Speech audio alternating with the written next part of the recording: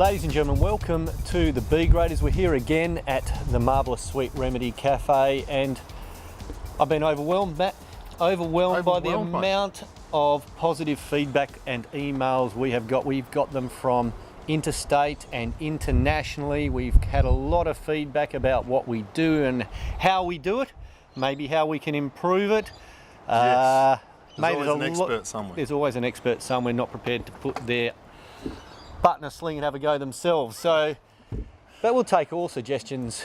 Yeah, right, mate. Like, we've had friends from Queensland, New South Wales, South Australia, Melbourne. We've had friends from internationally. Obviously, we've got our women's team that we'll talk of later.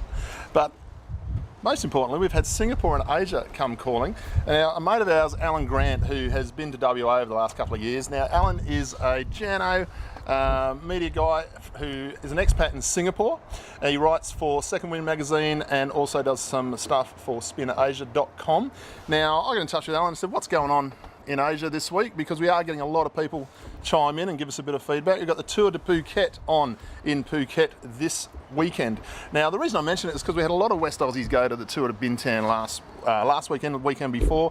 From being in WA, where we're based, it's very easy to leave here and go to Singapore, go to Asia and race. It's actually cheaper. It's probably easier to go to Asia than it is to go to Sydney. It definitely is. It's cheaper to go to Asia than it is to go and race in Melbourne or Sydney. So I asked Alan what was on. Tour de Phuket's on. Have a look at their website that we're putting up on the screen. Some good racing, individual time trial, 2 road stages. Usually it always takes place in a weekend because a lot of the people who sort of reside in Singapore and that, they haven't got time to sort of spend a week on a tour, but they can leave the office early on a Friday, short trip to the event, race Friday afternoon, Saturday, Sunday, back on a plane, back to work on Monday. Now, Alan rides for the Specialised Mavericks, and one of the boys in the Specialised Mavericks, a guy called Ben Arnott, is the man on form, I'm told, for this weekend. Good luck to Ben. He was a big winner of a criterium that took place in the CBD of Singapore just the other day. Now, here's the difference. Now, we talk about road closures in Australia and this, that and the other. To run this race, you think about, all right, I'll go and ride a criterium in Singapore in the CBD. That's fantastic. The race had to take place in the early hours of the morning in the dark. They were finishing in the light as the sun came up just to get the road closures. So thank our lucky stars. Big well done to Ben McMullen of Psycho Sports in Singapore, doing a lot to put racing on. And he is in a joint project with this Tour de Phuket this weekend with a mate of ours, Fidel Cruiser. Now, Fidel is no stranger to WA. He's over here last year riding the Worlds, and he also runs the Masters Tour of Chiang Mai. So I think you're going to hear a bit more from Singapore and Asia via Alan, and also with the races that Ben McMullen and also Fidel Cruiser put on. I've got a question for you, Matt. Go on. What would the conditions be like up there? They would be muggy. They would be muggy, and when it rains, don't bother wearing a rain jacket. Be warm, so warm and moist is what we're looking at. I think Chris Glasby, mate of ours, Chris Glasby, we mentioned a little bit, GOAT. He was up there trying to wash his kit the other week at Tour de Bintan after his time trial, and he said it was something like trying to dry something in a swamp. Internationally, we've got a few friends doing quite well, mate. Yeah, well, our favourite women's team, WNT Racing, Lydia Boylan won a stage of the Setamana Ciclista, and I believe one of their riders, can't remember the name of the rider, but it'll come to me later potentially, got 3rd overall. Yep, and of course Hayley Jones, another one of the riders who rides in that team. The reason I mention Hayley is mainly because of her mum. Sorry, Hayley. Louise Jones, former Olympian, former Commonwealth Games champion, British sprint champion, and one of our leading Australian now UCI commissaires. So great to see that you've got Beck in there and we've got Hayley in there. So we're looking forward to seeing how the WNT girls go for the rest of this season. And obviously the Orica girls are racing in Holland in the weekend, and some good results. Our favourite ladies rider, Jessica Allen. She did her job, finished in the main bunch, a couple of minutes down on the winners, and I believe in one of the races, the Orica girl, Amamika, what's her surname? I'm very bad at pronouncing surnames. Annemieke, very good Dutch girl. Very good Dutch girl. She ran somewhere in the top 5. That's good to see. And of course, you see, you can follow people like Jess and so forth on Strava and see how much training they do. Like, my goodness me, they're just never off their bikes. Looking at power meters, looking at power Never files. off their bikes unless they're Snapchatting.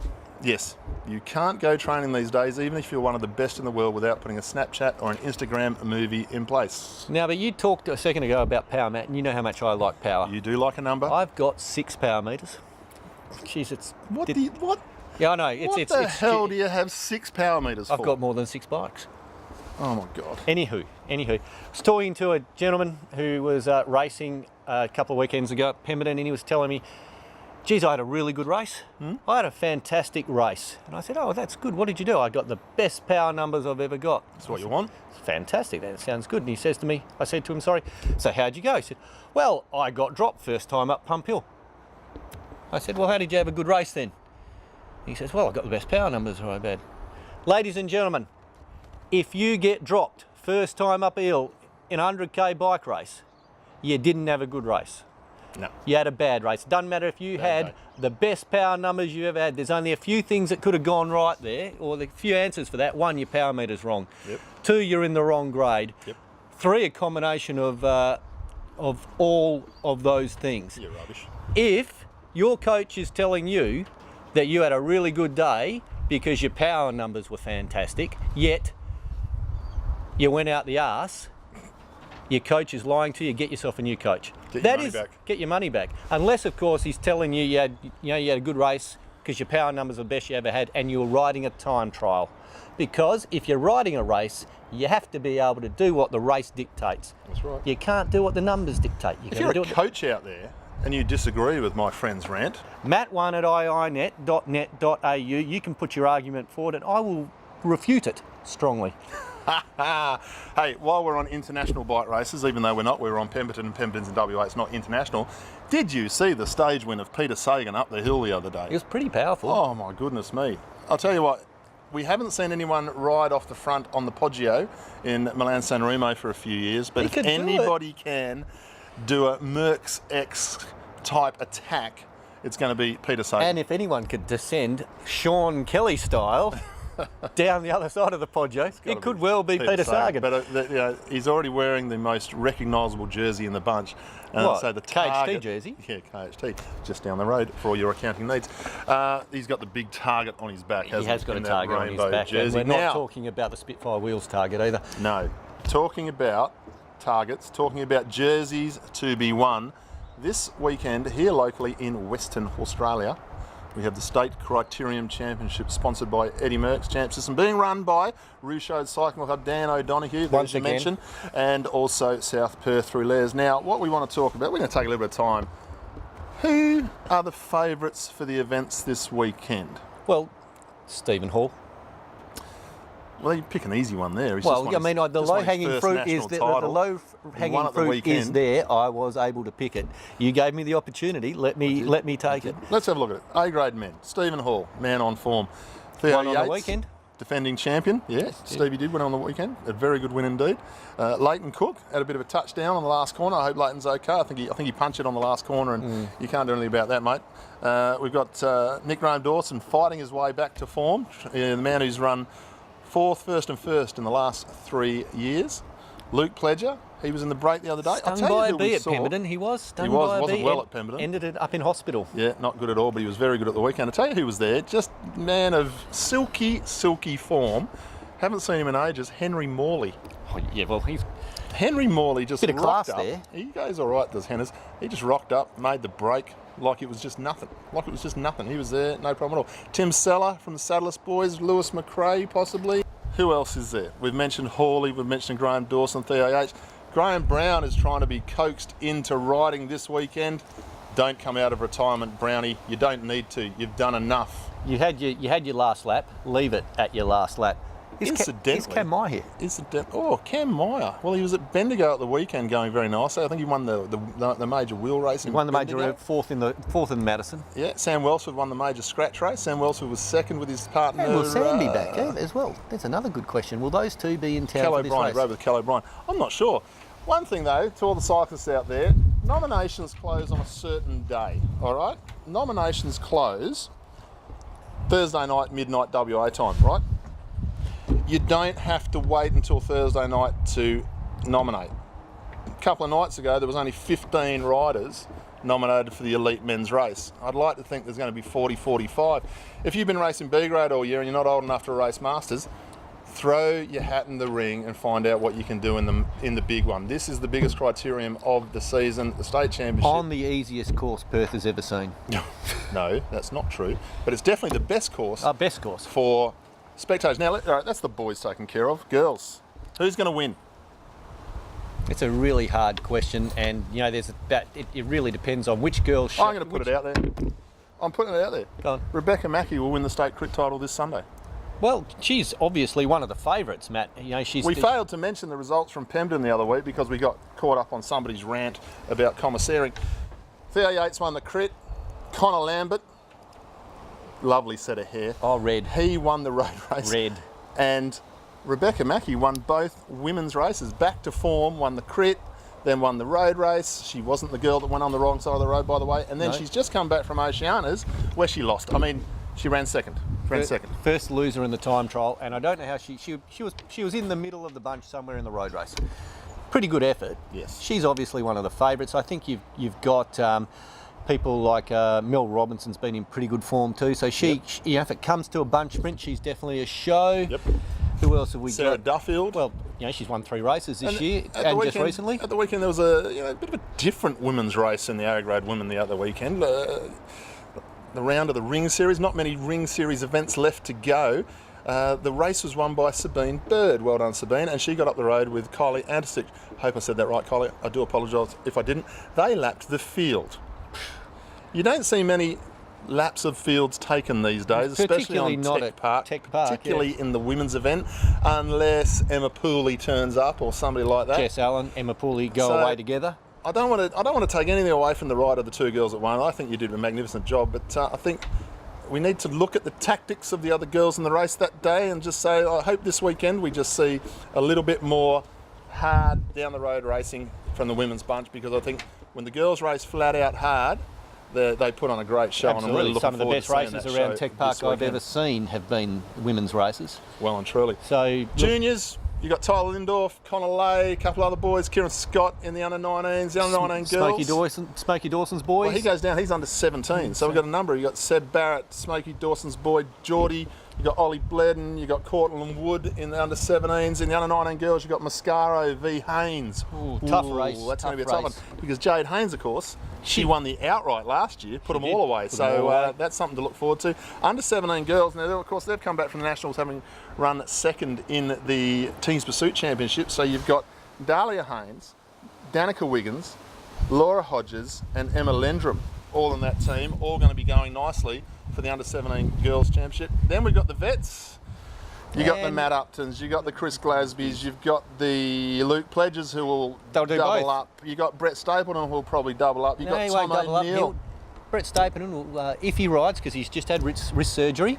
If he rides, wrist surgery. Oh, wrist surgery. Oh, yeah. If he rides, I reckon he'll just go for the 1 and try and be the victor. I tell you what, Brett Stapleton is a sexy-looking man in his skin suit at the moment. He's very bald. He's very bald. You know, he is very funny looking head. Considering what he looked like when he was 21 and like blow away in a stiff breeze, he's looking good now. Put a bit of weight.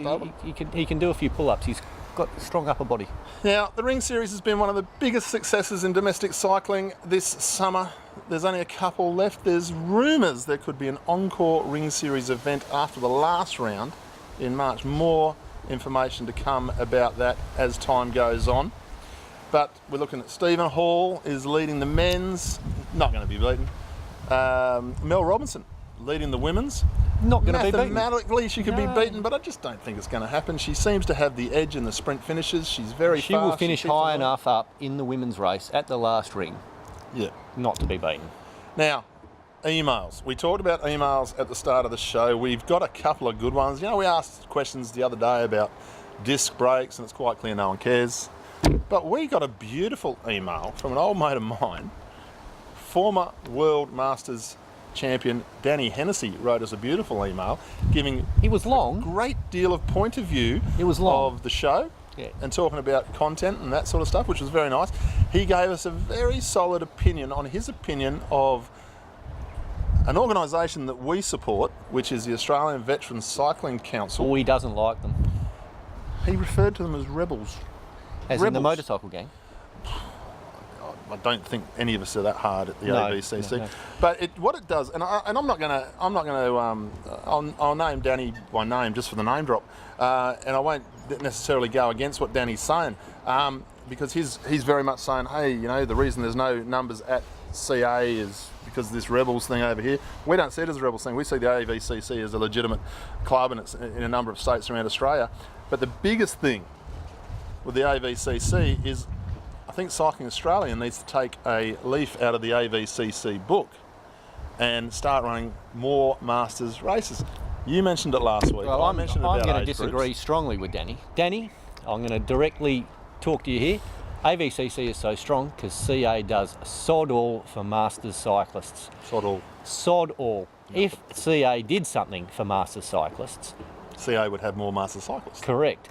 And for a number of years in WA, the only week in, week out racing was AVCC racing. So, what do you expect? If you neglect a bunch of riders, something will come out of it. And that's what's come out of it. A strong organisation here that doesn't cost much to enter.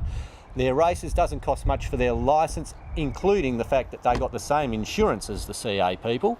So you're paying $140 for your AVCC licence, Matt, but if you want the equivalent CA licence, $300. Now, Here's the thing. I don't have an issue with that, but... This is something that CA needs to look at. CA needed to make a decision on what it is they're actually there for. See, Cycling Australia, it's the head organisation of cycling in this country. Well, I know what they're there for, Matt. They're there to milk government to get money to win medals at games. They're very elite orientated. Okay, I think they're spending way too much on the elite side of the sport. They're not filtering it down to the other parts of the sport. A lot of good people at CA, don't get me wrong, but there is stuff all being done. They're being propped up by a number of states. They need to really have a long, hard think. And if they don't want to run Masters racing, if they don't want to put the extra time into the kids side of things, like you can count on one hand of people who are putting the time and effort into the kids side of the sport at national level, and they're doing a great job. But if they're not going to put the time in, then be open about it. If you're not going to make the effort, be open about it. You know, there needs to be more done further down the list from a Cycling Australia point of view.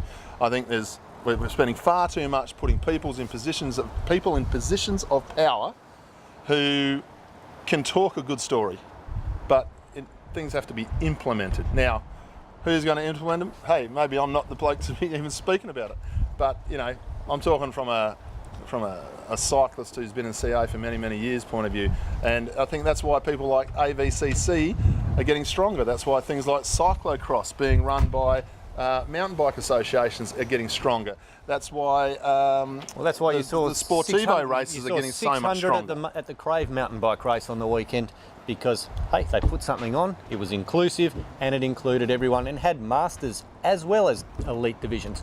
To paraphrase the great Nino Brown, actions talk, bullshit can take the subway. Swearing, he's always swearing. I'm always swearing, but then that's me. Listen, folks, that pretty much takes care of it. Feel free to write us an email. Matt1@iinet.net.au. Jens, on Wednesday night for dinner, he's in town at the moment. Yep. He's had a ride today. If you see him out there, say hello to him, give him a wave, and remember, if you want, you know, be social. Just say hello to people.